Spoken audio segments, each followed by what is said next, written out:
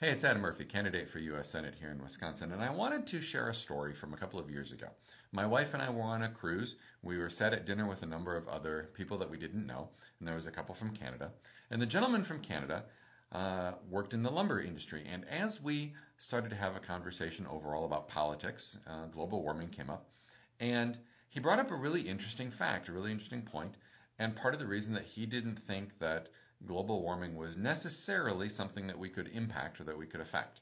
And here was his argument. He said, well, humans breathe out carbon dioxide.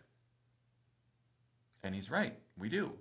And he said, and there's almost 8 billion of us, so that's a lot of carbon dioxide that we're breathing out every day. So how can we affect that? Isn't that more than, cars and all sorts of things?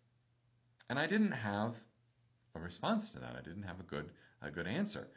Because he's absolutely right. We do. We breathe out carbon dioxide. So later on, I looked into the statistics and the data and the science of it. And here's the simple truth. On average, a human being breathes out 2.3 pounds of carbon dioxide every day. And there's nearly 8 billion of us, so it turns out to be about 18 billion pounds, give or take, of carbon dioxide that we are breathing into the atmosphere every day. So it's an astronomical amount. Now, how does that compare to everything else, of course, is a different question. But here's the interesting part of the science, is that our breathing doesn't matter. It doesn't impact the overall amount of carbon dioxide in the system, and here's why. The carbon dioxide that we breathe out, so we inhale, we've got nitrogen and oxygen coming in, and carbon dioxide going out, so the carbon is coming from our body. Well, we don't lose 2 pounds a day, right? Wouldn't that be great right now? But what winds up happening is that the carbon that we are breathing out is from the plants and the meats and all of the things that we eat that are carbon-based.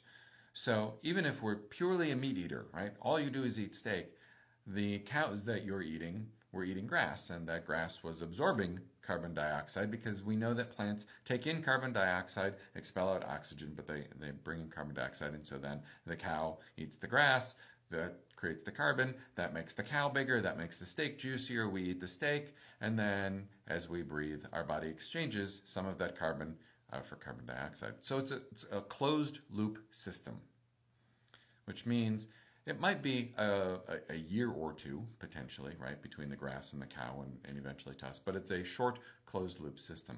So human beings breathing don't affect carbon dioxide and don't affect global warming. But it was a really interesting thing to consider and that we need to share. Thanks so much. Have a wonderful day.